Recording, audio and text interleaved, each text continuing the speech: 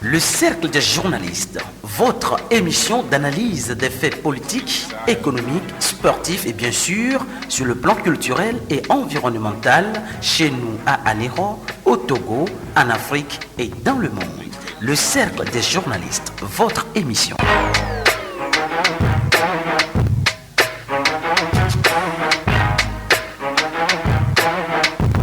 Mixtape Messiah. Bonsoir madame, bonsoir monsieur, heureux de vous retrouver encore une fois dans l'émission hebdomadaire Le Cercle des journalistes. Aujourd'hui, mercredi 13 novembre 2019, nous avons beaucoup de sujets à traiter dans cette émission, mais avant donc de décliner rapidement les grands sujets prévus, nous allons souhaiter la bienvenue aux confrères autour du plateau. On va souhaiter la bienvenue à notre confrère Justin Anani. Bonsoir Justin. Bonsoir Marcel, bonsoir à tous les fidèles. Bonsoir cher confrère Ernest Khodonoussaï. Bonsoir Tony, bonsoir aux chères auditrices et aux chers auditeurs. On va dire bienvenue à Denis Gossou, c'est pour la seconde fois consécutive. Hein. Merci. Merci à vous Marcel, bonsoir à tous, bonsoir à toutes. Yves Akusson, bonsoir. Bonsoir aux fidèles. Voilà, nous allons parler, nous avons donc, mesdames et messieurs, avec votre permission, nous allons créer une rubrique dorénavant qui va démarrer les 15 premières minutes, écho des communes. Et pour les 15 minutes, on ira donc dans certaines communes de la préfecture de Lac, on en a 4. Si nous sommes peut-être aujourd'hui à Néro, demain, la commune Lac 1, nous serons dans la commune Lac 2, Lac 3, Lac 4 les prochaines fois. Et aujourd'hui, nous allons donc écouter dans cette émission quelques informations relatives à la décentralisation au Togo avec M. Pascal Edo Abové. Il est le directeur exécutif de l'ONG IJD. C'était à l'issue d'une formation à Palimé les 8 et 9 novembre dernier. Nous allons également aller à la rencontre du premier maire qui a donc spontanément accepté de nous recevoir dans son bureau à Godrafort. Il s'agit du maire de la commune d'Ac 3, Claude Mikem, et qui nous parle de ses débuts, les atouts, les difficultés. Alors, donc voilà ce qui va constituer la première rubrique, sinon la première rubrique que nous avons créée dans cette émission Écho des communes. Ensuite, nous allons parler de notre collège Rongeleke dans la préfecture de Bamono qui est parti en fumée dans la nuit de jeudi à lundi. La grève à Sinto à Agné, cette usine qui est spécialisée dans la fabrication de sucre et de l'alcool. Vous savez, c'est une usine des Chinois. Donc, le personnel est en colère là-bas. On va en parler. Menace de reprise de grève chez les enseignants. La CZ lève le ton. Eh bien, nous allons donc écouter, nous allons décortiquer ces événements avec, bien sûr, les EV qui sont également en standing block parce qu'ils ont déjà eu à observer 2 mouvements de grève déjà. Et puis, nous allons parler de la privatisation de Togocom. Ça fait couler d'encre de salive dans notre pays avec tout ce qui va avec. C'est curieux, mais c'est ça aussi l'actualité. On va en parler, mais il n'y a pas que Togocom. On annonce très prochainement la privatisation de la morgue du CHU Sylvanus Olympio de Lomé. Pourquoi? On le saura. Et puis la maison ou palais de la culture, c'est l'ancien palais des eaux de Marc à Lomé, au temps des Yadéma, qui sera bientôt transformé. On annonce l'inauguration. Nous allons également parler de cet événement. Et puis la nouvelle révélation de Mohamed Loum à Monseigneur Podro dans l'affaire des incendies des 2 bâtiments principaux des marchés de Kara et de Lomé. Retour sur les révélations de Loum, mais également sur les événements dans leur ensemble, comment ça s'est passé, vous vous rappelez. Et puis sortie du MPDD, c'est le parti de Agbeyo Mekodio, le mouvement donc patriotique pour la démocratie et le développement, qui pense qu'il faut aller rencontrer une fois encore le gouvernement et organiser un dialogue avant d'aboutir à un scrutin présidentiel non violent en 2020. Justement, en 2020, on a annoncé l'arrivée au Togo de Ibn Chambas, que tous les Togolais connaissent. Il a été ancien secrétaire général de la CEDEAO, de la commission de la CEDEAO. Entre-temps, il était à l'ONU. Aujourd'hui, on nous dit qu'il est à la tête de l'ONU en Afrique de l'Ouest. Il est arrivé au Togo avec une autre délégation conjointe de la CEDEAO. Ils ont rencontré la classe politique. Eh bien, les Togolais, dans leur ensemble, que ce soit le MPDD, l'ANC et la C14, leur ont remis des mémorandums pour pouvoir organiser les élections dans les conditions les meilleures. Ils ont pris acte. On va en parler dans cette émission. Et puis, il y a une campagne d'achat de conscience selon certaines indiscrétions des chefs traditionnels à la veille de cette présidentielle de 2020. Et la question que l'on se pose, quel avenir pour le Togo après 2020? Quel avenir pour les partis politiques et la justice civile après donc, le scrutin présidentiel de 2020 si éventuellement Faure Essazdimena Gnassingbé venait à se maintenir au pouvoir? Voilà donc les grands sujets. Nous allons parler aussi, si nous avons le temps, du sommet des chefs d'État de la CEDEAO à Niamey au Niger. En Bolivie, le président Evo Morales, après le cri de détresse et de contestation des populations, a accepté donc réorganiser de nouvelles élections dans son pays. Est-ce que cela est possible ailleurs? Nous allons en parler, histoire de faire la comparaison géostratégique et politique du monde. Démission de l'entraîneur Zébi Bassam, coach de Bolé Soudera, qui ses comptes performances éliminatoires Cannes 2021 au Togo. Eh bien, le Togo affronte demain, jeudi à Lomé, les Comores au stade de Kégué. Voilà les grands sujets que nous allons décortiquer. Mesdames et messieurs, chers confrères, bonsoir. Bonsoir. Donc, si vous permettez, on va écouter, comme je l'ai dit, dans cette rubrique Écho de nos communes, Pascal Abové, juste pour 5 minutes. Et il nous parle. Donc, ce sera en acte 3. Acte 3, nous avons 15 minutes d'éléments. Nous allons les écouter en 3 émissions. On va écouter tout de suite Pascal Edo Abové qui nous parle également des notions, des lois qui sont contenues dans la décentralisation aujourd'hui au Togo, parce que c'est un processus irréversible. Vous savez, la décentralisation est un processus qui permet à l'État de transférer certaines de ses compétences aux collectivités qui sont distinctes de lui, jouissant d'une certaine autonomie d'organisation et de fonctionnement. Donc, en résumé, c'est que l'État décide de transférer certaines de ses actions aux collectivités territoriales que sont les communes et les régions. Donc, l'État se dit d'accord, je ne vais plus faire certaines choses, mais moi je vous responsabilise. Je vous demande de le faire à ma place. C'est tout ce que nous pouvons comprendre. Et donc, ce transfert est fait pour le compte des collectivités, qui sont des entités territoriales jouissant d'une personnalité morale et d'une autonomie financière. Donc, ces entités ne sont pas des entités de l'État. Et donc, ce sont des entités qui sont gérées par les citoyens élus, par les habitants de ces collectivités. Et donc aujourd'hui, là où nous sommes arrivés, c'est que les habitants de ces collectivités ont fait le choix de leurs représentants, leurs dirigeants, que nous appelons aujourd'hui les conseillers municipaux. Donc ce sont ces conseillers municipaux qui sont chargés maintenant d'administrer et de gérer les affaires de développement de leur collectivité. Voilà comment la chose se présente. Alors ici, les conseillers sont élus par les citoyens. Quelle doit être la collaboration entre les conseillers et les citoyens pour une décentralisation réussie? Il faut noter que les conseillers municipaux sont des mandataires.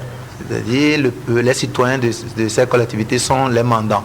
C'est-à-dire que l'État a transféré les compétences aux citoyens de ces collectivités, c'est-à-dire à ces collectivités. Donc, les élus sont chargés de travailler en accord avec ces élus, ces citoyens qui les ont choisis.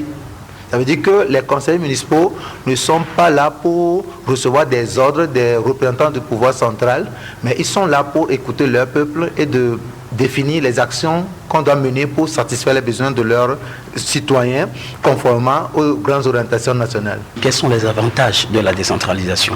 D'abord, les avantages de la décentralisation, c'est que dans un premier temps, on connaîtra un développement rapide des collectivités. Et deuxième chose, les citoyens vont plus s'impliquer dans les initiatives de développement parce que les élus de ces collectivités sont choisis par leur pairs, ce qui fait que les gens vont plus s'impliquer, participer aux actions de développement. Vous savez que l'une des causes de l'échec des actions de l'État, c'est la faible participation des citoyens aux initiatives de développement. Donc avec la décentralisation, les citoyens vont se voir plus concernés, vont se retrouver d'abord dans les décisions et vont participer aux actions de développement local.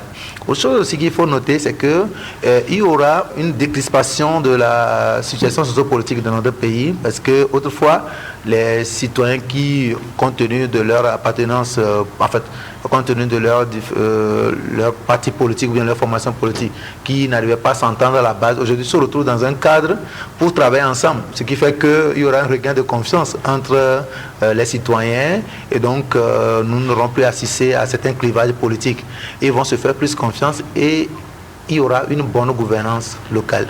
C'est la bonne gouvernance qui est aussi un atout, parce que désormais les élus étant proches des citoyens, ils seront obligés de travailler et de rendre compte à leur base, contrairement à ce qui se faisait au niveau du pouvoir central. Donc désormais, les élus seront obligés d'informer et de rendre compte, parce que la loi leur fait obligation de rendre compte et de faire des comptes réguliers à leurs citoyens. Voilà, Pascal Abavé, et qui nous parlait donc d'une définissait la décentralisation et la mission de reddition de comptes, mais également les avantages de la décentralisation.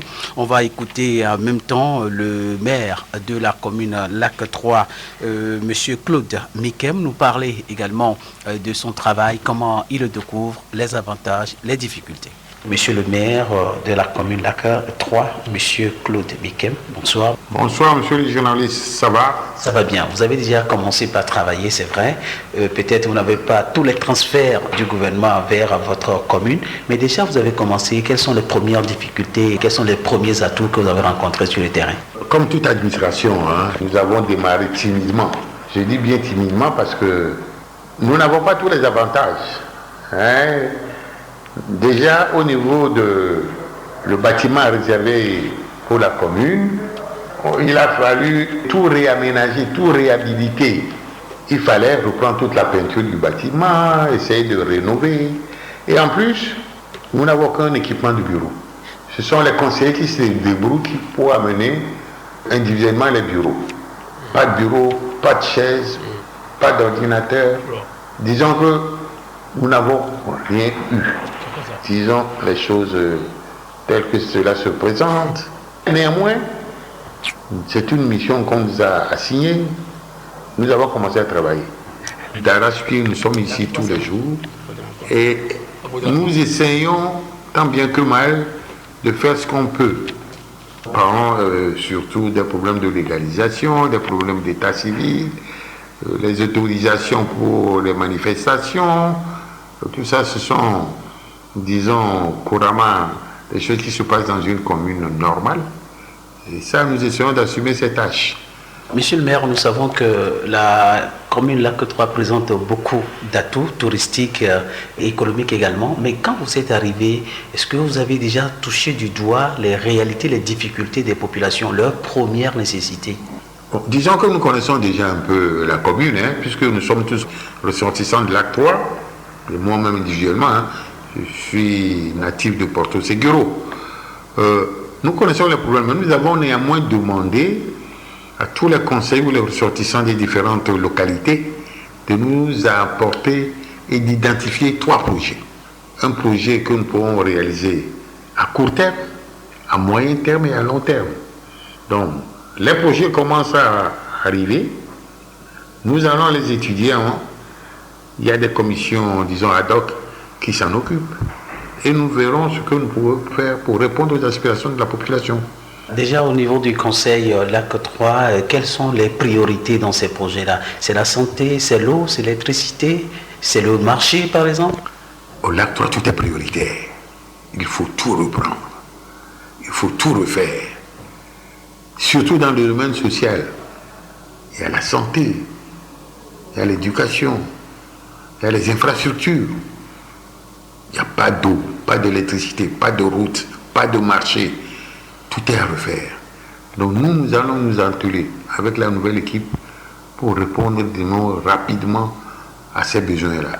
Et nous y croyons, nous avons foi pour réussir. Nous sommes là pour le développement local. Donc nous devons, disons, répondre à ces obligations qui s'imposent à nous. Nous devons le faire et nous savons que nous le ferons. Déjà, on parle de transfert de compétences, ressources humaines, transfert également de moyens. Peut-être que ces populations qui ont foi en vous et qui ont voté pour vous, et aujourd'hui, vos pères vous ont élu maire, ne savent pas comment les choses marchent. Est-ce que vous avez un message déjà à leur adresser aujourd'hui? Tout ce qu'on peut dire aux populations, c'est d'être un peu patient. On ne peut pas changer les choses sur un coup de baguette magique, puisque nous avons beaucoup de priorités. S'ils observent un peu de patience, nous allons au fur et à mesure répondre à leurs aspirations. Il est vrai que sur le plan théorique, il y a des transferts de compétences, des transferts au niveau des finances. Pour le moment, rien n'est fait. Nous restons toujours en attente et nous espérons que le ministère, forcément, sera obligé d'assumer également ses responsabilités. Donc, nous avons foi à ce que nous faisons. Donc, chère population, soyez un peu patients. Nous savons qu'avec le temps, tout rentrera dans l'ordre. Monsieur le maire Claude Miquet, merci beaucoup. C'est moi de vous remercier. Voilà, top chrono, 16h15. Donc nous avons prévu la lucarne, la rubrique 15 minutes pour l'écho de nos communes et nous sommes dans le timing. Je ne sais pas si vous avez pu écouter le maire, vous avez pu écouter M. Abové. Est-ce qu'il y a une réaction ou on continue? Je sais que vous avez travaillé beaucoup sur la décentralisation à l'école normale, à l'école nationale d'administration, et NS Rodanousaï. Est-ce que vous avez un petit mot à placer? Le maire dit transfert de pouvoir, oui c'est vrai, mais tout n'est pas encore arrivé. Oui, effectivement. Il suffit de même de voir comment la loi sur la décentralisation a été charcutée à maintes reprises, à l'instar de toutes les autres lois de la République togolaise, pour comprendre que ce ne serait pas du tout facile pour ces maires-là. Est-ce que réellement les compétences sont transférées à la base, c'est-à-dire qu'au niveau décentralisé? C'est la question qu'il faut se poser. Et puis de deux, tout porte à croire, à comprendre aujourd'hui que ça dépend de la tête, de la couleur du maire qui est la tête, que le régime fait de tout bois pour s'accaparer de tout encore. C'est tout comme on dit chez nous, vendre la chèvre et regarder encore sous la chèvre. Mais c'est ça, c'est ce que nous vivons aujourd'hui. Et c'est ça. Donc, ils ont du pain sur la planche. Mais ils viennent à peine de commencer. D'ailleurs, il y a certaines communes qui n'ont même pas encore de locaux.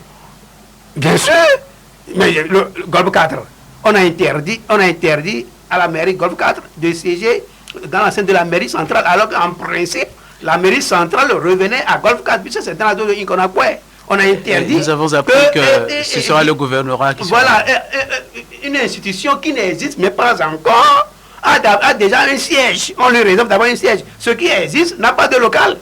Ce qui n'existe pas, ce qui n'est même pas encore créé juridiquement, puisque c'est une proposition de loi pour modifier l'Assemblée. Ce qui n'existe pas encore juridiquement, on utilisait déjà un local, alors que ce qui est déjà existant est mis en place par la population elle-même n'a pas de local. Et c'est dans les locaux de la préfecture du Golfe, en face de chambre de commerce, oui, que les conseillers, le maire du Golfe 4 sont obligés de siéger. Mais c'est ça. Si voilà la République togolaise. Est-ce que ça veut dire qu'on leur a affecté des locaux de cette préfecture-là, un pavillon de ces locaux? Est-ce que à ta connaissance, depuis que cette préfecture existe, il y a des locaux qui n'étaient pas occupés? Est-ce qu'il y a des bureaux qui n'étaient pas occupés? Parce que nous savons que le gouvernement a loué des sièges. Mais qu'est-ce qui empêche que la localité, c'est bien le bureau, les bureaux qui sont du ressort territorial de cette commune sont occupés par ceux qui ont été élus par la population de cette commune. Merci pour ces précisions. Alors, juste Anani, toi qui viens de Lomé, est-ce que la mairie, l'ancien siège de la délégation spéciale de la commune de Lomé, où devrait siéger le maire Lac 4, Golfe 4, pardon, est-ce que ces lieux se trouve sur une mine d'or ou on ne peut pas pénétrer? Bon, ce que je comprends dans mes analyses, je me dis que en réalité, quand on parle de la décentralisation aujourd'hui, transfert de compétences, et suivant les analyses, suivant les actes sur le terrain, je me dis qu'en réalité, pour l'heure, on n'en a même pas besoin. Puisque pour aller vers une véritable décentralisation, un véritable transfert de compétences, il va falloir qu'on parle de la mutation. Et la mutation attendue par là, et selon moi, c'est le changement de ce régime. Parce qu'en réalité, quand vous voyez ce qui se passe, ce qui se trame... Il faut ajouter mutation profonde. Ah oui. Et vous voyez comment est-ce que ça se dessine dans l'extrême nord du pays. Jusqu'à ce stade, je venais d'écouter le maire de la commune Lac 3. Je me suis tombé des nues. Vous avez vu à peu près ma réaction tout à l'heure ici. Parce qu'on ne peut pas estimer aujourd'hui qu'à l'issue de scrutin, et que le maire qui est élu par ses pairs, non seulement par les populations, mais également par ses pairs, n'a pas de local. Ou du moins, les conseillers n'ont pas de locaux pour siéger. Donc il a fallu que quelqu'un transporte, c'était pas une chaise de la maison. Il a dit à le local, le gouvernement leur a loué un local, mais il faut repeindre, il faut tout faire. Ils n'ont pas encore le nécessaire, le bureautique, quoi. Voilà. Ils n'ont pas d'ordinateur, de chaises devant lesquelles ils doivent. C'est là où vous comprendrez qu'en réalité, le pouvoir n'était même pas prêt, le système actuel n'était même pas prêt pour organiser les élections locales. Peut-être on peut parler de la pression de l'extérieur, c'est parce qu'à un moment donné, vous avez pris les 22 engagements depuis le 14 avril 2004 pour pouvoir organiser dans l'intervalle de 6 à 1 an les élections locales. Vous ne l'avez jamais organisé. Vous avez mis en lieu et place une délégation, les délégations spéciales, au point qu'aujourd'hui, ça fait sujet à discussion. Et on vous en pose, maintenant on vous pose les conditions d'organiser les élections locales, et on a organisé les élections locales dans ces conditions que nous avons vues. Sur la base de ces éléments-là, moi je dis que... Voilà, parodie d'élection. Moi je dis que sur cette base-là, il y a beaucoup à faire. Donc je conclue en disant que si on veut véritablement parler de la décentralisation, du développement à la base, il va falloir aller vers une mutation profonde. Et ce que moi j'attends par la mutation profonde, le changement de ce régime. D'accord, on a compris. Tout à l'heure, l'expert M. Abové disait que ce qui est quand même bien comme avantage, c'est qu'avec cette élection locale, les conseillers qui viennent de plusieurs partis politiques, autrefois qui ne s'attendaient pas, il y aura une décrispation de la vie politique en travaillant ensemble au sein des conseils. Bon, ok, attendons de voir. Nous avons assisté aux élections de maire. On a vu des scènes pas possibles, mais je crois que souhaitons que ces scènes ne se répètent plus.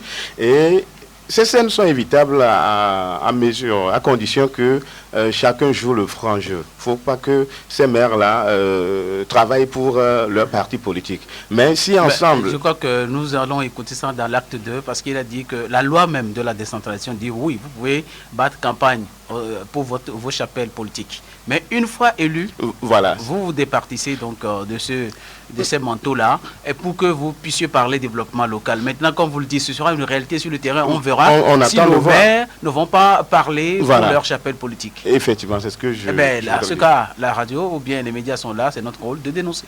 Voilà, et nous, on n'hésitera pas à tirer à boulet rouge. Vous serez même surpris que ceux qui se sont même déclarés indépendants auront plus de couleurs que ceux-là qui ont été même avec leur couleur. La presse sera au rendez-vous pour défendre et dénoncer. On est habitué, comme l'a dit quelqu'un, on est habitué.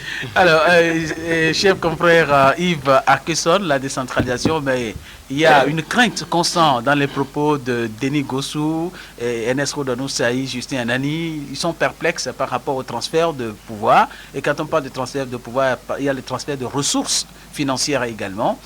Et comme l'a dit le maire Lac 3, M. Claude Mikem, il dit, dans toute démocratie au monde, c'est toujours comme ça au début, où le pouvoir central veut concentrer tout dans ses mains, et pour lui, lâcher du lest pour envoyer de l'argent au maire pour développer sa commune à la base, on hésite un peu.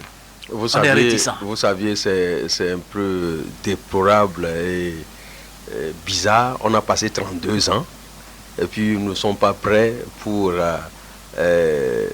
équiper les mairies. C'est un peu difficile pour moi.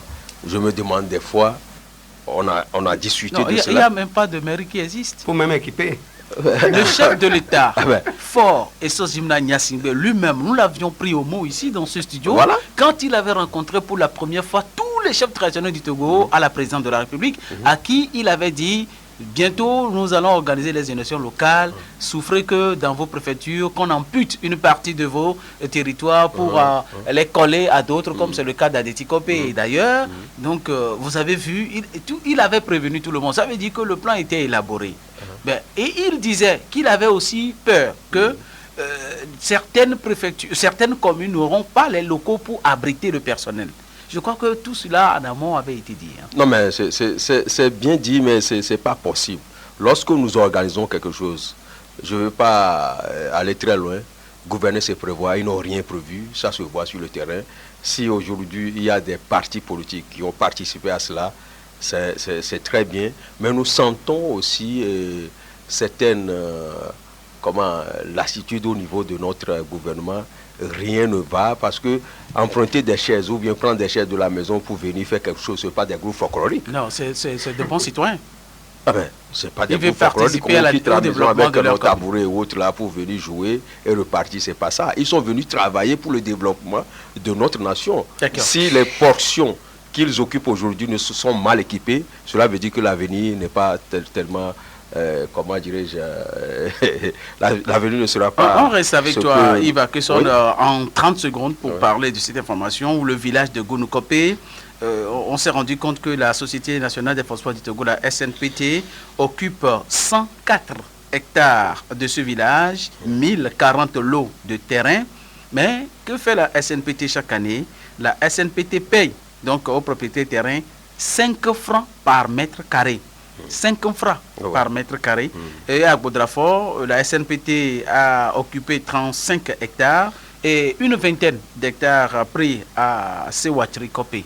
Voilà le décor. Bah, on va donner juste l'information, la prochaine fois on reviendra. La prochaine fois on reviendra, mais ce qui est tellement marrant, la fois dernière, ils ont redonné, la CPT a redonné 8 hectares à la Marine nationale. À la Marine, qui a construit une sorte de siège, voilà, où on a fait un bureau. À l'insu même des propriétaires terriens. Est-ce qu'on avait besoin de leur dire, puisque la SLPT occupe déjà les terrains, donc savez, la SLPT pour elle, c'est sa propriété, ces terrains-là. Ce terrain appartenait toujours. Alors, ils sont en train de bailler, ils ont baillé cela jusqu'alors. On n'a pas cédé. Non, c'est un bail jusqu'alors, mais... C'est un dossier qui est un peu lourd. Après, on reviendra là-dessus. Je ne sais pas s'il y a une réaction en studio. Non, la réaction, c'est par rapport... tout à l'heure, on parlait des conflits de compétences et des transferts de compétences aux communes, en principe. Et on nous dira que cela relève de ceux-là qui se croient grands journalistes, nous diront que c'est des entreprises de grande envergure, que ça ne peut pas faire partie de compétences des mairies. Mais attention, mais c'est sur le territoire d'une commune donnée. Alors, que si on paie 5 francs par mètre carré au propriétaire, quand cela type des mairies qui seront érigées dans ces localités. Elle doit bénéficier des ressources de ces sociétés-là. Puisque déjà on dit à Lomé que Golfe 4, par exemple, n'a pas accès à l'océan parce qu'on a créé une préfecture maritime. Ah bon? Bien sûr que c'est le préfet maritime qui va gérer cela. On n'a pas accès au grand marché de Lomé. C'est l'État, le district autonome de... Mais ça dit, c'est des bêtises, des bouillabaisse, quoi. Ça dit, finalement, on ne comprend plus. On se demande, est-ce que nous sommes même prêts, comme l'a dit Justin, nous sommes prêts à aller à cette décentralisation? Tant qu'il n'y aura pas une mutation profonde et changement de mentalité avec ce régime-là. Donc, il y a les compétences qui ont été démarquées. Il y a l'exploitation qui enrichit une oligarchie et d'autres en souffrent. Il faut aller voir comment les gens... C'est-à-dire la santé physique des gens à Gounoukope, à Siatikope, à Pime, à Foliga. Même ça agit sur la dentition des enfants, sur les yeux. Et on paie 5 francs par mètre carré. 5 francs. Je vous assure aussi sur la fécondité. Les qu'on sort, pour tout ça, là, eux aussi vivent les mêmes déboires. Mais c'est ça. La République togolaise, ils sont prêts à courir encore derrière eux. Denis, réaction ou on passe à la meilleure? Non. Justin, réaction? Je crois que on ne finira pas d'en parler. C'est les mêmes histoires, mais vous savez... mais n'oublions pas que nous avons aussi appris et nous en avons parlé dans cette émission. Yves, si tu te rappelles qu'il y a certains chefs traditionnels de nos préfectures qui prennent des ristournes, qui prennent de l'argent de la SNPT. Voilà. Mais on ne voit pas des réalisations de la SNPT à Kwebe, alors qu'on voit la voie principale qui quitte Yakabo jusqu'à la SNPT, qui quitte le carrefour Yesubito à la SNPT. C'est du désastre. Il faut voir déjà les voies qui mènent vers ces carrières-là. Il faut voir comment ces voies sont vraiment, je ne sais pas, inondées quand il pleut. C'est des trucs impraticables, voilà. Donc, mais ça ne m'étonne pas. Mais tant qu'il n'y aura pas de changement de mentalité ou carrément changement de régime, je crois que les gens ont appris à évoluer comme ça et ils ne sont pas aussi prêts de changer. C'est malheureusement cette logique. À chaque fois qu'on parle de changement de régime, est-ce que le régime ne sera pas braqué? C'est une évidence. Parce que à l'heure actuelle, le système actuel qui régente la vie du Togo n'a plus rien à faire, n'a plus rien à montrer, au-delà de ce qu'on connaît déjà. Et quand vous voyez la durée qu'a fait ce régime, plus de 50 ans, moi je dis... Ils sont dans l'usure totale. Voilà, ils sont dans l'usure totale, ils ne peuvent plus rien offrir. Vous permettez que j'enchaîne je vous donne cette information. Nous avons appris que à Ouassem, quand il y a eu Ouassem Gate, c'est en ce moment qu'on s'est rendu compte en réalité que les populations crient, vous êtes à Ouassem, vous prenez notre clinquer. On ne voit aucune réalisation. Ce n'est qu'après qu'on a appris que c'est les grands cadres de toute la propriété de Yoto qui se partageaient le pactole. Oui. Mais et quel cadre encore un avait reçu, quand il devait donc signer, il voulait apposer sa signature, il s'est rendu compte que non. Le montant qu'on lui a affecté n'était pas aussi important que celui de l'autre. Il a dit c'est comme ça, je ne prends pas. Et retourner l'argent à la population, sinon je vous dénonce. Ce n'est qu'en ce moment que le problème est donc... Et il faut voir parmi ces cadres, la plupart, la grande majorité, où ils se cachent. Ils se cachent sous la coupole du régime. Tout le monde veut faire comme dans le régime. On est unis, on est partout. Et, moi, ce qui me surprend un peu, il faut voir par exemple, prenons la voie qui mène du bord de la route, la nation numéro 2, à la SPT à Pémé. Ça n'a même pas à peine 2 ou 3 kilomètres. Pourquoi on ne peut pas, ne serait-ce que un pavé, un pavé. Une entreprise qui existe depuis plus de 160 ans. Plus de 160 ans. Exploitation à ciel ouvert du phosphate. Ne parlons même plus de Haote et consorts. Et bon, pourtant, le régime l'a fait bien, on court encore derrière eux. Bientôt, on va nous distribuer encore des montres gravées unies, des riz gravés unis, on va encore courir 500 000 francs. Allez, on y va. Comme quand moi je parle, généralement, je ne laisse pas un clan ou une personne, ou une catégorie de personnes. C'est un système qui est là. Et le système a ses méthodes. Une oligarchie. Voilà, c'est pratique. Et dans les pratiques, on observe l'oligarchie qui s'est créée. Et déjà avec la disparition de Feu Yadema en 2005, les gens sont sortis du néant pour devenir aujourd'hui des milliardaires. C'est ça.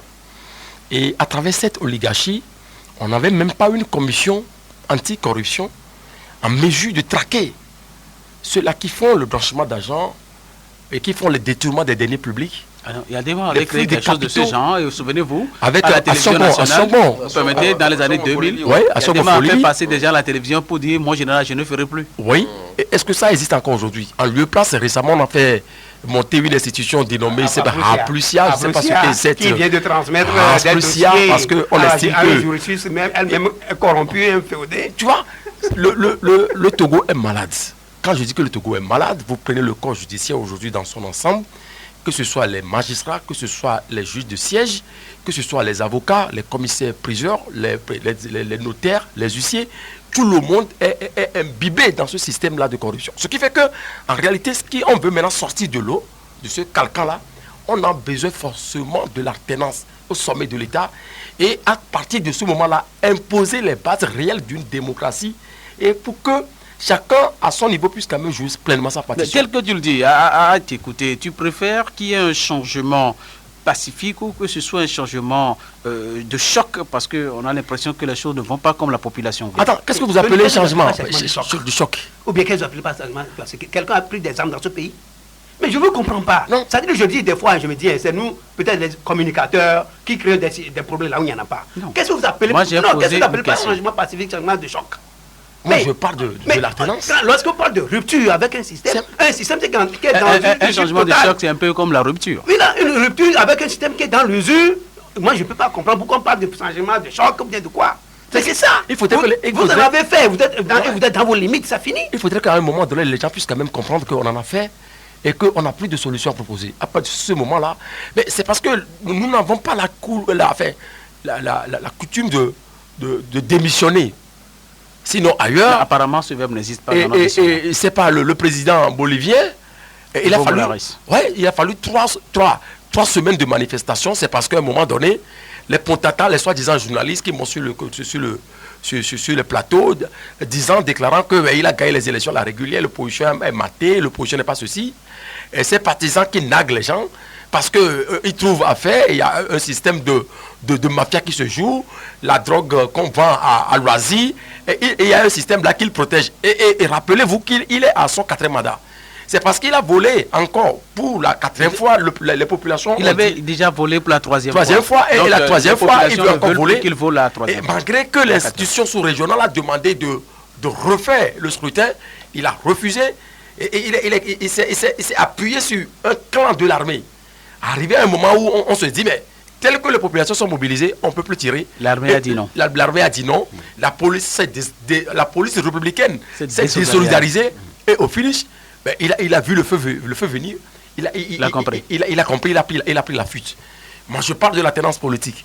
Mais attention, je ne mange pas mes mots. Je réfléchis, j'analyse. Moi, je parle de la tendance politique au Togo. Pacifique.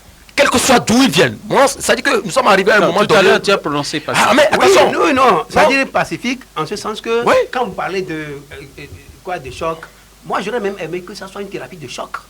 Pour rompre avec un certain comportement, même le petit vendeur, excusez-moi, même le petit vendeur de bout de la route là, a un comportement qui est tellement, je me demande, qu'est-ce que nous réservons à la cité dans l'avenir, quoi.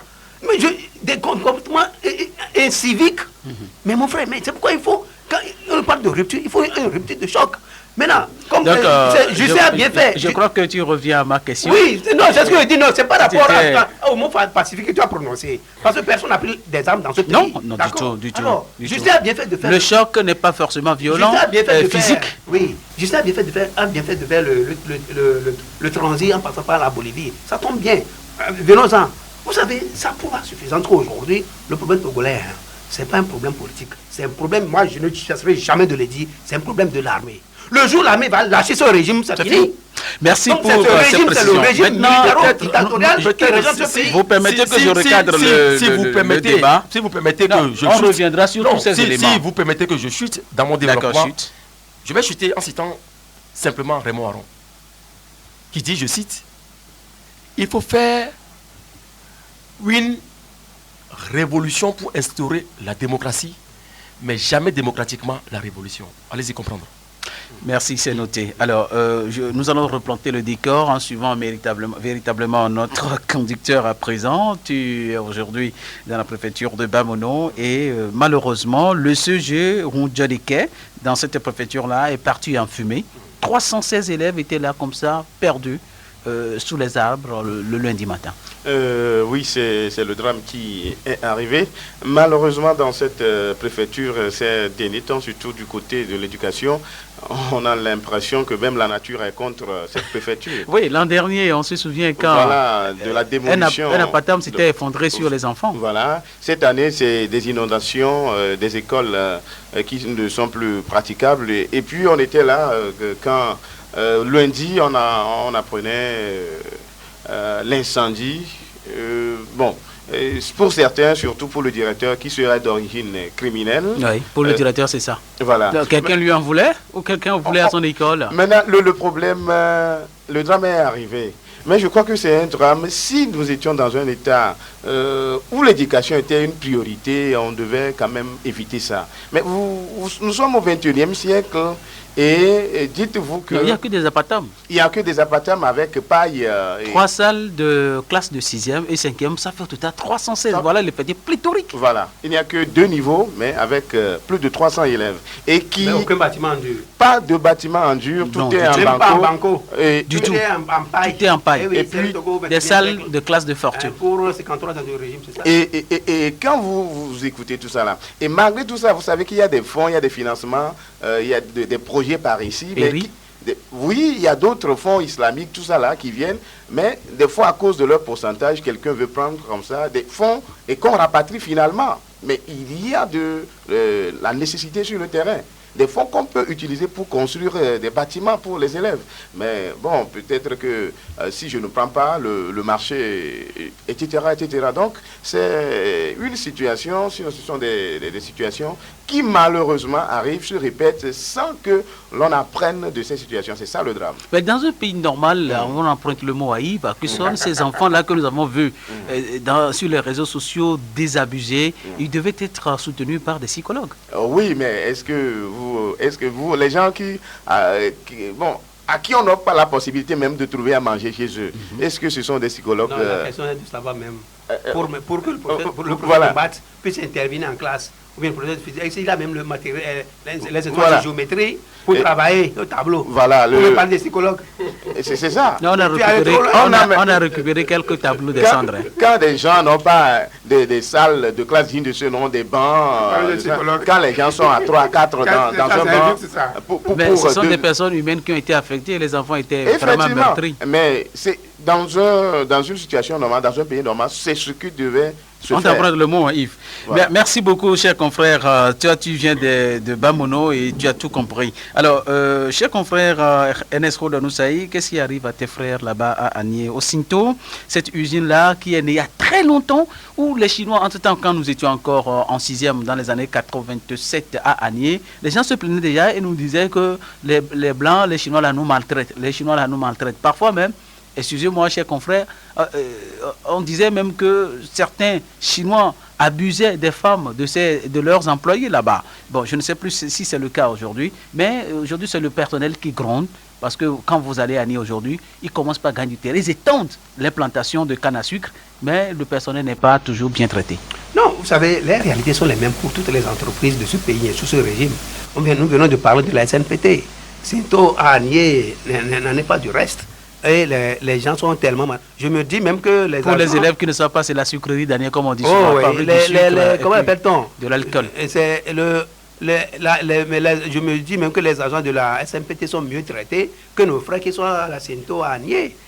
Mais à la SMPT, ils sont aux anges.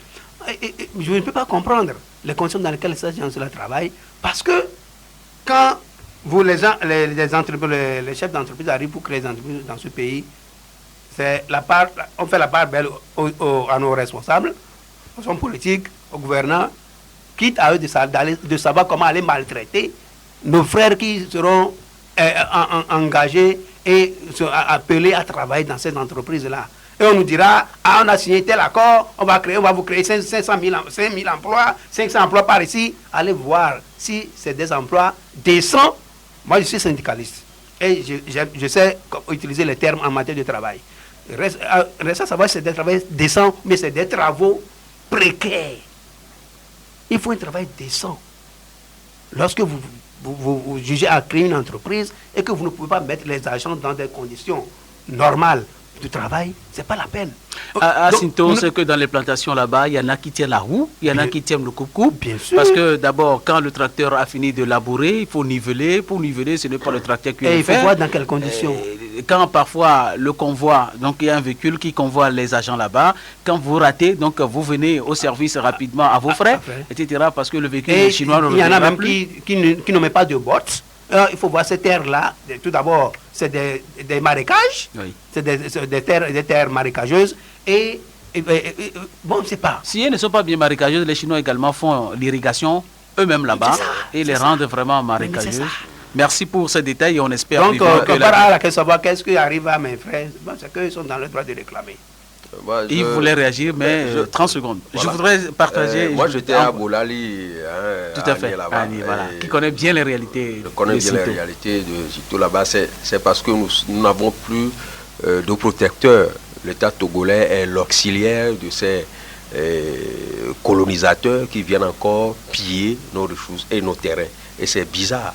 Au moins, ils pourraient nous protéger nos frères. Ils vivent dans des situations piteuses. Moi, je viens là-bas et c'est pas sérieux que le gouvernement togolais laisse les Togolais dans la main de ces petits, des hommes de petite taille là, encore nous coloniser. C'est grave. Ils sont économiquement plus riches au monde. Nous qui sommes de petite taille, c'est parce que nous ne gérons pas nos ressources. La gestion est opaque et tout ce qui se passe. Cette petite taille là, ces personnes qui venaient emprunter du riz ici sont devenues maintenant. Ça veut dire que nous de petite taille ne sommes pas intelligents. On a dit que en 1960, le Togo avait le même niveau de vie que la Chine. Non, le Togo avait un PIB supérieur à celui de la Chine. Voilà, mais si aujourd'hui, notre indépendance, si aujourd'hui le PIB chinois est supérieur à celui du Togo, c'est qu'à un moment donné, ils ont travaillé. Et Tony, imagine, dis-toi que dans tout ça, là, il existe des inspecteurs du travail, hein, qui sont partout. Partout. Et qui sont dans les bureaux. Oui, c'est ça. Allez, donc avant de donner la parole à Justin Anani pour parler du bradage des sociétés d'État comme Togocom, on va parler de la grève ou la menace de grève des enseignants à la CZ. En principe, je devais recevoir un responsable de la CZ. J'ai plutôt demandé qu'il revienne mercredi prochain. Il était disposé, que vous connaissez très bien, M. Souleymane Messon. Donc, mais il y a quoi encore dans votre secteur? Hier, c'était les EV. Et dans ce studio, tu calmais les EV, Denis. Mais par rapport aux engagements liés à l'accord signé entre le gouvernement et les syndicats des enseignants, apparemment, il y a du feu. Et à la dernière sortie du ministre Bawara à Tapamé, ça a été électrique. Vous le savez, comme toujours, la priorité du gouvernement, ce n'est pas l'éducation. Et donc, entre-temps, les années qui sont derrière nous... Le gouvernement dit que sa priorité, c'est l'éducation et la santé.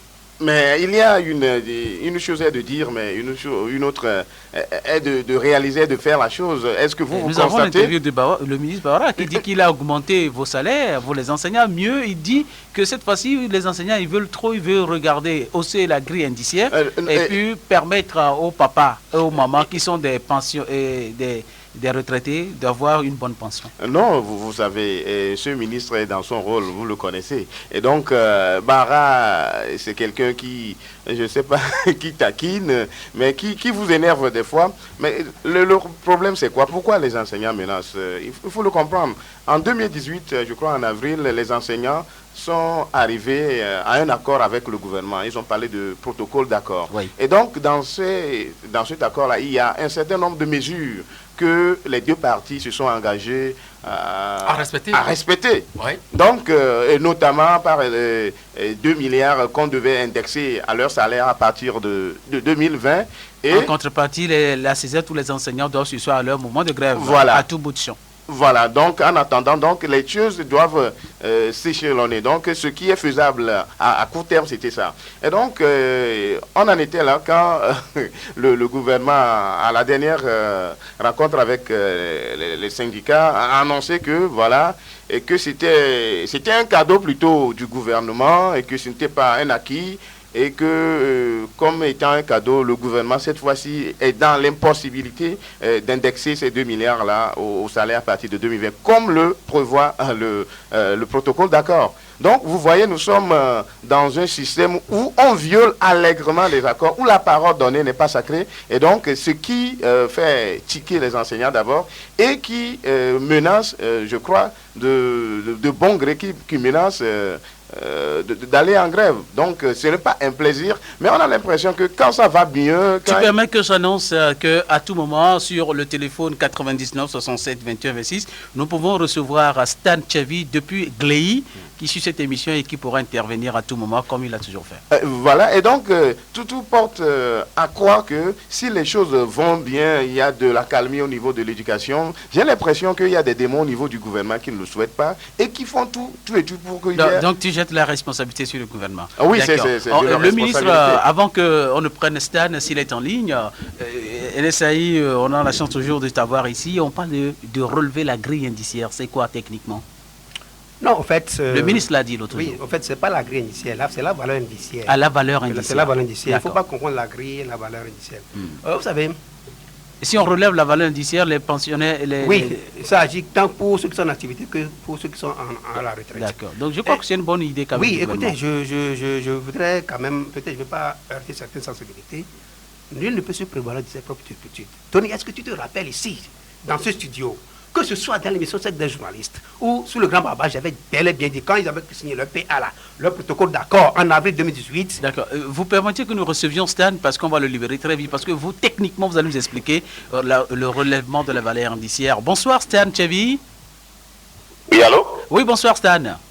Bonsoir Tony et bonsoir aux chers confrères autour du plateau. Bonsoir Gléi également, et Bourré dans le secteur, Dacha et puis Wahala. Alors dites-nous, les enseignants au niveau de la CZ qui menacent d'entrer encore en confrontation, en débrayage avec le gouvernement, est-ce que c'est de bon augure pour cette année scolaire? Oui, Tony, au fait, il y a véritablement du couac entre le gouvernement et les enseignants, plus précisément la CZ. Vous n'êtes pas sans savoir que la CZ et le gouvernement ont signé ensemble un protocole d'accord.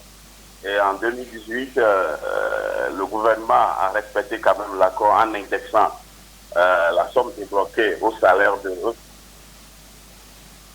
salaire mensuel donc de chaque. Oui. Stan? Oui, allô, je disais tout à l'heure que... Oui, nous t'écoutons, nous te suivons, on continue. Oui, nous t'avons déjà suivi, continue. On a signé un accord, et en 2018, le gouvernement a respecté quand même l'accord en indexant donc mensuellement le salaire, disons la prime au salaire des enseignants. Oui, bon, Stan, tu nous suis? Stan? Les choses... Allô, Stan? Allô? Allô, Stan? Ah, nous l'avons perdu. Oh là là, dommage. Je t'ai réservé la question sur le bradage des sociétés d'État, mais avant que nous te donnions la parole, Yves Arkeson, la question que je voudrais te poser. Aujourd'hui, nous avons écouté Denis expliquer exactement les mêmes choses que le confrère Stan. Maintenant, certains observateurs de la vie politique ou nationale togolaise estiment que toujours les enseignants demandent leur argent.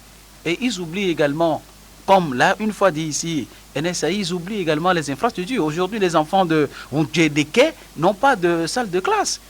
Et pourquoi ils ne vont pas en grève? Pourquoi on construit les salles de classe? Vous saviez, lorsque le gouvernement... Stan est revenu, tu permets qu'on le reçoive. Allô, Stan? Allô, Stan? Allô? Oui, Stan, je disais que tout ce que tu nous disais, Denis Gossou l'a déjà dit intégralement. La question que je voudrais te poser, pourquoi est-ce que les enseignants de la CZ ne lancent jamais de grève pour la construction des infrastructures? Aujourd'hui, le collège de Hundjerke dans la préfecture de Bamolo n'existe plus. Il n'y a pas de bâtiment. Oui, allô, Tony? Oui. Oui, au fait... Quand vous dites que la CZ ne lance jamais de grève pour la construction des infrastructures, je crois que la construction des infrastructures relève quand même de la compétence quand même du gouvernement. Et c'est le gouvernement qui doit quand même mettre tout en œuvre pour la construction des infrastructures. Et ce sont les enseignants qui doivent bénéficier de ces structures, de ces infrastructures. Ils doivent travailler là-dedans pour être à l'aise, non? Les conditions de travail. Oui, les aléas du direct, hein. C'était le direct avec Gléi, Yves Arkeson. Non, mais il a déjà répondu à la question. Lorsque vous créez des écoles, c'est des institutions, vous devez aussi créer là où les enfants vont se loger ou bien vont travailler. Pour ma part, je me dis des fois que nous sommes en partie responsables de tout ce qui nous arrive dans ce pays. Hein? Je vois aussi des enseignants, c'est du militantisme au Togo. Même les inspecteurs, même les enseignants, les directeurs d'école sont des militants de certains partis politiques. Moi, j'aurais voulu... C'est clair, du parti au pouvoir. Ils sont des militants vraiment... J'aurais voulu que lors de leur convention ou bien congrès, ils peuvent, n'est-ce pas, aider le parti à gérer ses problèmes. C'est pas à nous maintenant... on a crié maintes fois ici sur le salaire, rien indiciaire. Mais quand ça s'est amélioré, Denis ne nous a pas fait la bière. Non, c'est pas ça. C'est pas ça ce que je voulais dire. On était ici et on a lancé la campagne. C'est ces mêmes personnes. Hein, c'est ces mêmes personnes qu'on défendait. C'est ceux-là qui étaient des grands militants. Des défenseurs. Voilà. De la fraude dans les bureaux de vote. Tout ce que moi je vois dans ce pays, nous sommes un parti responsable. Pourquoi il y avait tant de revendications salariales et puis des revendications syndicales, et c'est le même gouvernement qui avait eu l'approbation de toute une nation, surtout des fonctionnaires. Mais on a demandé d'une année. C'est pour cela, lorsqu'on dit syndicat togolais, moi je dis de quoi je m'amène. Merci. Alors, relèvement de la valeur donc, je disais, non, par rapport les conséquences des enseignants, je disais, lorsqu'ils avaient signé le projet d'accord, je dis, la même manière de tenir le gouvernement par le col, c'est d'exiger l'application immédiate de votre statut particulier. Point barre. À partir du moment où vous n'allez pas exiger l'application de ce statut, qu'on va vous promettre des cadeaux, parce que ça va... Enjeu passé, enjeu... Rappelez-vous que pour rencontrer toujours le gouvernement dans ce sens, c'était le Premier ministre Classou, et ils ont été directs, ils ont été dit qu'ils ne vont pas appliquer tout de suite Très bien, c'est là que les enseignants devaient être intransigeants. Parce que jusqu'au jour d'aujourd'hui, un protocole d'accord ne peut pas changer l'application d'une décision réglementaire. Ils ont été bernés. Mais c'est ça. Ils ont été bernés. Et tel qu'on berne les politiciens, de la même manière on berne les syndicats. Puisqu'il y en avait qui existaient, vous dites non, ceux-là ne faisaient pas bien, nous aussi nous avons créé pour nous. Est-ce que vous faites mieux maintenant? Puisqu'il existe des partis politiques, on dit faut faire ceci. Mais c'est le même régime qui traîne, c'est-à-dire qui tourne tout le monde en bourrique. Alors j'avais dit, la meilleure manière, c'est que vous exigiez la prise du décret portant statut particulier du corps du personnel enseignant, point barre, avec son application immédiate à partir de 2020. Nous étions en 2018 en ce moment. Ou bien, et jusqu'en fin 2018, début 2019, il n'y a même pas de lueur pour l'application de ça. Et c'est en juin, ce n'est qu'en juin passé qu'on a débloqué 1 milliard pour distribuer aux gens. Moi je dis distribuer parce que, et quand ils ont pris ça, qu'est-ce qu'ils ont fait avec? Tout à l'heure tu disais conditions de vie, conditions de travail. Mais je suis surpris que mon frère Stan puisse dire que non, quand une autorité crée une école, qu'il lui appartient, que ça il n'appartient pas aux enseignants de réclamer. Non, qui sont ceux-là qui travaillent dans les locaux, ce n'est pas les enseignants. Un bon matin, une classe peut s'écrouler sur un enseignant et des élèves. Mais au moment où vous exigez des conditions de vie, exigez également de meilleures conditions de travail. C'est ce que moi j'ai toujours dit. On m'a qualifié de syndicaliste. D'accord. Maintenant, si un régime a fait 53 ans et qu'on n'arrive même pas à construire un seul bloc pédagogique de 3-4 classes seulement, dans au moins pour un CG, un lycée, et que vous allez, comme on vous dit là, c'est le lycée de telle qualité, hein, vous ne voyez que des clés. Mais c'est une aberration. Comment on peut être, on parle de PND, tout à l'heure on parlait de SCAP, après de SRP, aujourd'hui on parle de PND. C'est comme ça qu'on va développer notre PND. Mais là, par rapport à la grille. Voilà, c'est par rapport maintenant à la valeur indiciaire. La valeur indiciaire, c'est quoi? La valeur indiciaire, c'est le coût, le montant que vaut un indice d'un agent. Il faut savoir que dans l'administration togolaise, on n'a pas de salaire. On a un traitement. Vous avez 1 minute. Voilà, les fonctionnaires sont traités. Ça veut dire quoi? Ça veut dire quand tu arrives dans l'administration, je l'ai dit ici plusieurs fois, sur la base du diplôme de recrutement, tu sais que c'est à telle catégorie, à tel indice que tu dois appartenir. Quel que soit le cadre de fonctionnaire ou bien le corps auquel tu appartiens, tu sais en même temps que avec mon diplôme là, c'est à tel salaire que je vais commencer. Ce qui diffère, c'est les premières indemnités. D'accord? Donc, chacun a un indice donné, a une valeur indiciaire, c'est-à-dire combien vaut un point de mon indice. C'est ce qu'on appelle valeur indiciaire. Aujourd'hui, la valeur indiciaire annuelle est à 1101,87. Alors, lorsqu'on fait une augmentation, de la valeur indiciaire ou bien une revalorisation de la valeur indiciaire, la raison pour laquelle ça agit doublement, c'est que celui qui est en activité en bénéficie sur son salaire et l'agent qui est à la retraite en bénéficie également sur sa pension de retraite. Tout à fait. Voilà la raison pour laquelle moi j'ai toujours lutté pour que ce soit la valeur indiciaire qui soit revue à la hausse. La grille indiciaire a été revue et rehaussée depuis juillet 2015. Et c'est la grille en application. La grille en application depuis 1969, je dis bien depuis 1969, qui a été revue tout d'abord en janvier 2015, puis en juillet 2015, et qu'on applique aujourd'hui aux fonctionnaires. Donc la meilleure manière aujourd'hui, c'est de revoir la valeur indiciaire pour que, celui qui est en activité puisse bénéficier, et que cela agisse encore sur sa pension de retraite lorsqu'il sera à la retraite. Est-ce que vous voyez? Donc, si l'autorité, maintenant, il faut couper la porte en deux. Il n'y a pas de raison. Ce n'est pas parce que vous voulez revaloriser la valeur indiciaire que vous n'allez pas satisfaire aux revendications sectorielles. Ça, c'est une fuite en avant. Le gouvernement ne peut pas dire aujourd'hui, parce que nous voulons revaloriser la valeur indiciaire pour tous les fonctionnaires, et qu'il ne peut plus satisfaire aux revendications des enseignants. Ça, c'est une fuite en avant, et une fuite de responsabilité. C'est là que je donne raison aux enseignants. Parce que là, vous ne pouvez pas prendre un engagement, sachant très bien, est-ce que les autres fonctionnaires n'existaient pas avant que l'État ne prenne ce protocole d'accord avec les enseignants?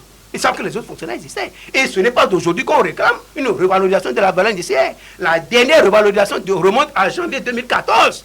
D'accord. La dernière évaluation de la valeur indiciaire, celle qui est en vigueur aujourd'hui, remonte à janvier 2014. Vous chutez, vous avez expliqué que la revalorisation de la valeur indiciaire va agir aussi bien pour les fonctionnaires en activité que pour ceux qui sont à la retraite. Et ça agit également pour, écoutez bien, ça agit également pour ceux qui embarquent sur les budgets autonomes, notamment les budgets des mairies, des préfectures, des hôpitaux, et ainsi de suite. D'accord. Merci pour ces explications. Donc pour chuter, pour dire qu'il n'y a pas de raison aujourd'hui que, par exemple, que le gouvernement dise nous voulons négocier, et c'est une fuite, nous voulons négocier d'abord avec les centrales syndicales et laisser de côté la confédération de syndicats, les fédérations des syndicats d'enseignants. Après tout, ces fédérations des syndicats d'enseignants font partie aussi des centrales syndicales. Oui. Alors, si vous avez laissé, et ça vous a rattrapé, ce n'est pas une raison aujourd'hui pour se débiner et dire qu'on veut satisfaire tous les fonctionnaires, alors il faut oublier ça. Mais je dis... Mais à écouter ton explication, les enseignants peuvent s'en prendre à eux-mêmes à un moment donné. Bien sûr, c'est ce que je dis, c'est là où je dois chuter. Qu'aujourd'hui, les enseignants eux-mêmes doivent s'en prendre. Pourquoi réclamer encore ces milliards-là au lieu d'aller directement à l'application du décret?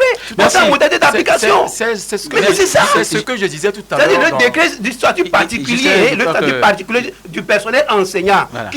Si aujourd'hui je suis enseignant, si je suis encore enseignant... Le statut particulier dit tout en fait. Voilà, c'est tout. Il règle tout. Non, en fait, le statut particulier, quand vous le prenez, vous n'allez pas voir on a dit tel montant. Avec le décret portant statut particulier, il faut maintenant des arrêtés, il faut d'autres textes réglementaires, des arrêtés du ministère des Finances pour fixer des taux. Et on nous disait que ce protocole, ce statut particulier des enseignants qui a été rédigé en tout cas au Togo, interdit les grèves.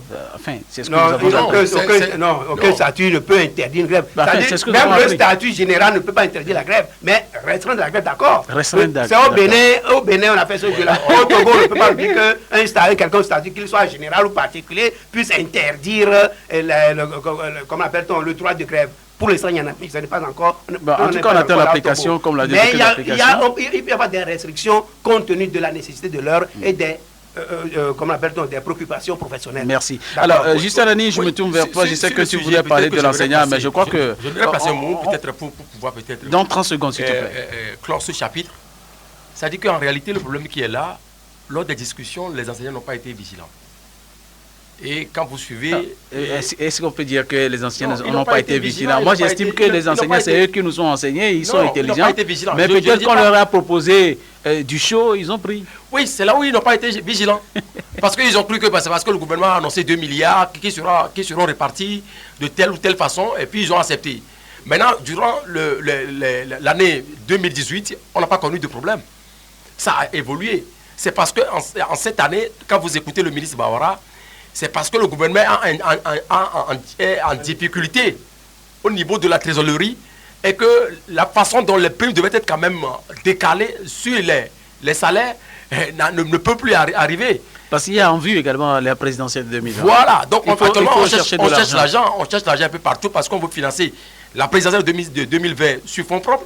Sur cette base-là, mais les enseignants se sont rendus compte que tout ce qui a été dit en amont, qui en réalité devait être rentré en application, et aujourd'hui... Commence par être rendu. Tout à fait. De cette valeur, je pense qu'il revient à... On a compris, les enseignants, Yves l'a relevé déjà, ils seront encore les premiers demain en 2020 à battre campagne pour le pouvoir. Donc, c'est pourquoi il y a de quoi je m'en mêle. Chacun porte sa croix, hein. Mais tout compte fait, nous, dans le secteur des journalistes, on leur souhaite le meilleur pour que l'État résolve rapidement ce problème-là. Nous allons parler donc du bradage de Togocom, qui est une composition de Togocel, Togo Cellulaire et Togo Télécom, à une société dite malgache qui s'appelle Agou Holding. Bon, je ne sais pas comment est-ce que les malgaches ont pu se trouver le nom de la préfecture Agou, et c'est Agou Holding, un bradage de société d'État. Et quand vous prenez l'alternative qui est paru le 12 novembre, c'est hier, ils ont titré à la une économie, secteur privé, un faire-valoir pour le RPT Unir, qui sont les vrais acheteurs des sociétés togolaises. Vous lisez donc cet article et vous savez tout sur ceux qui ont acheté véritablement cette société. Et il y a également Fraternité qui titre à la une Togo Télécom et Togocel. Vous allez voir en photographie Sina Lawson et le président Fort et Sozina Nyasingbe se dire des mots et lire sur leur portable. Le titre, c'est privatisation ou du coupé décalé. Il y a même la dépêche que j'ai lue quelque part qui disait même plus fort, un titre très fort du journal La Dépêche qui est censé être proche du pouvoir. vous m'excusez de le dire, c'est ainsi, nous avons des journaux comme ça. La dépêche titre à la une confidentielle, les télécommunications du Togo bradées pour le 4e mandat de Fort Essos-Dina Gnassingbé, Sina et fort intérêt contradictoire. Alors, on vend une société, on nous dit que la société va donc investir 167 milliards de francs CFA sur 7 ans comme investissement, alors même que la société, pendant qu'elle appartenait au Togo, fait des bénéfices jusqu'à 122 millions par an. On ne comprend pas. C'est le paradoxe. C'est le paradoxe parce que quand vous prenez les tests sur l'économie togolaise, on vous dira que nous sommes dans une économie libérale. Ça voudrait dire que le marché est libre, chacun peut venir s'implanter. Maintenant, dans ce domaine spécifique, c'est le domaine de la téléphonie mobile, la télécommunication.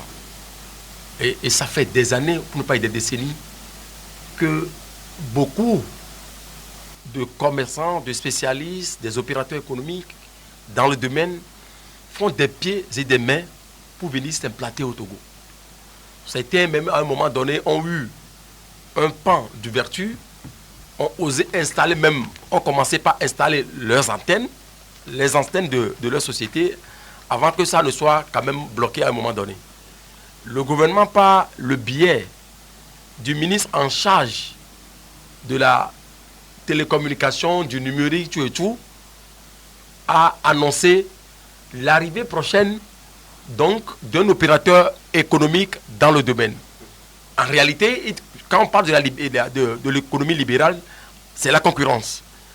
Ce qui me fait douter un peu par rapport à ce qui se dit, comme nos confrères de l'alternative l'ont titré, quels sont les vrais propriétaires de cette société ou de cette entreprise holding à goût. Parce que c'est comme ça qu'on a entendu parler des noms qui ont eu à acheter la part d'elle dans les sociétés et que lorsque vous fouillez aujourd'hui, vous n'allez pas les retrouver. Ça, c'est la première interrogation. Mais l'autre interrogation, c'est difficile, puisque ça n'arrive qu'au Togo, hein, où autant de, je crois, Sonacom, une société ou une entreprise qui a le monopole de la commercialisation est tombée à faillite. Je ne pense pas que ça puisse quand même exister. Il y a les spécialistes peut-être qui me diront le contraire. J'avais dit 3 minutes. Hein. Oui. Ce qui se passe dans le cas actuel, à un moment donné, on a transformé Togocel, Togo Télécom, en Togocom. En Togocom. Oui. Et c'est devenu l'enfant de Togo Cellulaire. Voilà. Alors que c'est Togo Télécom qui avait donné naissance à Togo Cellulaire. Voilà. Et pourquoi le fils est devenu le père du papa. Et on nous a dit que c'est compte tenu de la prestation, le service rendu, qui n'est pas approprié, qui n'est pas adéquat. À partir de ce moment-là, à travers la fusion de ces deux sociétés, on aura des résultats positifs, des résultats probants en termes économiques. Mais aujourd'hui, quand vous scrutez un peu ce que ces deux sociétés fusionnées ont eu à engranger, ont eu à réaliser en termes de chiffre d'affaires, vous allez vous poser la question, est-ce qu'il y a encore besoin maintenant de transformer? Parce que lorsqu'il y a faillite et qu'on arrive à se rendre compte que dans la gouvernance, il y a la mauvaise gouvernance, là on peut privatiser. Mais attention, quelle société aussi privatisée dans une nation? Voilà. Puisque lorsque nous n'avons pas les banques nationales, la télécommunication en réalité qui fait partie des sociétés... C'est un pouvoir. Un pouvoir des normes, l'information, le pouvoir. Des normes de souveraineté d'un État. C'est aujourd'hui, c'est ces sociétés-là qu'on a bradées. Parce qu'en réalité, la part qui a été vendue là, par rapport au chiffre d'affaires réalisé par Togocom, il y a lieu quand même de s'interroger, est-ce qu'il y a besoin réellement d'aller vers la privatisation de ces sociétés-là? Il y en a encore d'autres.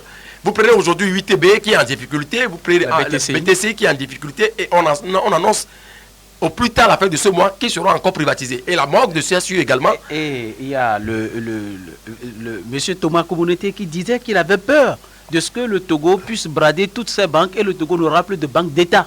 Et en ce moment-là, le Togo aura des difficultés. Aujourd'hui, il y a péril à la demeure. Parce que vous prenez la plupart des sociétés en réalité qui devaient aider le Togo à sortir de ce carcan. Toutes ces sociétés-là sont bradé. Parlant de ces sociétés, vous permettiez, le journal Liberté dit que le port autonome de Lomé se trouve, tout le monde le sait aujourd'hui, dans les mains d'un Français, c'est Bolloré. Un groupe chinois et d'autres étrangers en partagent le port privé, que tout le monde connaît, juste à côté de l'hôtel Sarakawa. Le clinker du Togo se trouve dans les poches des Allemands. Vous parlez de quel port privé?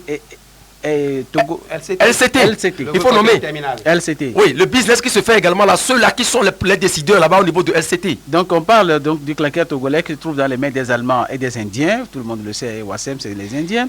Le phosphate enrichit les Israéliens et les Indiens également. Le fer de Bangeli, le manganèse de Naginga et bien d'autres ressources minières sont contrôlées par des étrangers au Togo. Même le grand marché contrôlé par les Nigériens qui font la misère aux autochtones les Togolais. Oui. Et pas seulement les Nigériens. Il y a les Pakistanais, il y a les hindous, il y a les Libanais et qui imposent leur suprématie, qui font la loi. Ça dit qu'en réalité, je le dis, je réaffirme, je le dis, je vais le répéter tous les jours que je fais. Le Togo a besoin de la thérapie. Et pour ce faire, il faut véritablement une alternance, un changement profond au sommet de l'État. Sinon, ce qu'on constate là, ben, on ne sait pas là où on va atterrir après. Tony, si tu peux placer un mot. J'avais donné 3 minutes, mais le sujet était important. La seule chose qui reste à privatiser, aller à 10 minutes, il n'y a pas de problème. La seule chose qui reste à privatiser aujourd'hui au Togo, c'est les Togolaises et les Togolais. La seule chose qui reste à privatiser aujourd'hui au Togo, c'est les Togolaises et les Togolais. Et je suis sûr que... Et qui sait si le processus n'est pas encore très bien enclenché. Est-ce que vous vous rappelez? Moi, je dis, souvent les gens me posent la question, est-ce que vous vous rappelez quand on avait dit que Togo Télécom était devenu Togocom et qu'elle est devenue filière de Togocel? Qu'est-ce que j'avais dit ici? Je vous vous rappelez, vous dites, très bientôt on vous dira que Togocel ça fait faillite. J'avais bien dit ça ici, ça fait moins de 2 ans. Mais ce qui est intéressant aujourd'hui à savoir, quand on se rappelle encore de 2013, quand la SNPT avait licencié abusivement et de façon collective 600 agents, cette année-là, on nous disait que la SNPT avait fait un bénéfice de 35 milliards. Il n'y avait pas de dette. Il n'y avait pas de dette. Alors même qu'on nous a cité le salaire du directeur général qui est à 8 millions de francs CFA, pendant que le directeur adjoint qui devait tourner autour de 8 millions se trouve à 2 millions. Bon, c'est encore un fossé énorme. Pendant ce temps, Togocom avait également employé la même méthode, avait donc licencié collectivement un certain nombre d'agents à qui on a payé donc les dommages et intérêts, certes. Donc c'était en prévision de cette privatisation. Aujourd'hui, on dit que c'est Togocel, Togocom ensemble, et il faut voir le nombre d'emplois qui seront supprimés là-bas. Et qu'on nous dise que c'est des malgaches. On a parlé de 300 emplois. Que c'est des malgaches qui viennent prendre cette société. Mais je suis tombé des nues. Ça, c'est une hérésie totale. Le Madagascar qui vient prendre une entreprise au Togo. Donc, aujourd'hui, toutes les entreprises sont à l'image de Togo Test Dacha, de l'OPAT et de l'OTP, tout ça là, qui sont tombés en faillite sous le coup de ce régime-là, qui nous régime depuis 53 ans. Sonacom. Et il nous reste quoi OPAT. Sonacom. OPAT, et sans compter Squaw Auto, tout ça. Hulerie féculé de Ganavé. Et c'est des chômeurs qui ont été créés. Et des gens. Voilà. Des gens sont morts. La paix. Tropicana. Les Béné devenu Ibis, Tropicana. Il y a le Musco. Le Musco qui est devenu un lointain souvenir. Et depuis 53 ans, on n'a pas changé de régime. C'est les mêmes personnes. On nous parle de 4 mandats. On brade tout. Et des gens courent encore pour le 4e mandat, il n'y a pas de moyens. Mais on a déjà dégagé à l'effigie du chef de l'État. Il n'est pas encore candidat, mais on a déjà dégagé des clés USB, des ballons de football, des chaussures, tout ça là, à l'effigie d'unir avec... non, quand même. Tu n'as pas parlé quand même de la Sotoko devant ta maison. Mon frère, j'ai pas de Togotès, mon papa m'était à Togotès. Qui a changé de nom à Nouvelle Société. Ce qui me fait très mal, c'est Togotès. Puisque c'est là que mon papa travaille, c'est là qu'il a été licencié, il a fait une crise, il est décédé. Voilà. Mais c'est à ça. cause du licenciement. Mais c'est ça. C'est pourquoi je parle souvent de Togotès. Voilà. Et vous croyez que moi... Qui fabriquait des pagnes même au Togo, aussi, à Dacha. Alors, et c'est pas, il servait en son temps à faire l'animation politique. Non, à vêtir les arrêtés, les groupes chocs. Et c'est dans cette usine de Dacha qu'on est allé trouver donc du maïs pourri, plusieurs tonnes. Oui, de l'Ansat. Envoyé par l'ancien ministre de l'Agriculture. Aujourd'hui, quand vous arrivez, c'est des ferrailles et c'est même certains responsables qui sont encore à vie viennent vendre Kakoglobé là-bas. Oui, mais ça fait partie de la gestion saine du régime, de ce régime. Alors, Denis Gossou, bradage de Togocom à Agou, holding des Malgaches. Et c'est le nom de la société là qui vient prendre à vil prix notre société. Agou Holding, je ne sais pas si à Madagascar il y a Agou. Ou bien ce sont les compatriotes, les autorités togolaises qui ont exigé qu'ils prennent un nom. Ou soit je me dis que, comme nous sommes dans un pays, excusez-moi, mafieux, des Togolais sous couvert voilà, de ces Malgaches-là peuvent vraiment prendre cette société, puisque tout le Togo leur appartient, peuvent sous couvert de ces Malgaches-là. Sinon, moi, je me dis que quand on doit parler des gens dans ce domaine-là, les Malgaches ne sont pas aussi un exemple sur... voilà, au niveau de la communication. Donc, moi, depuis là, je suis en train de réfléchir. Mais on va faire vite parce qu'on a beaucoup de sujets. 3 ans après l'inauguration de l'huilerie de Yelivo, la première goutte d'huile se fait attendre. C'est toujours des éléphants blancs. C'est des éléphants blancs, il y en existe. Vous savez, UKO devait voir le jour à Thévier. Fort a mis la première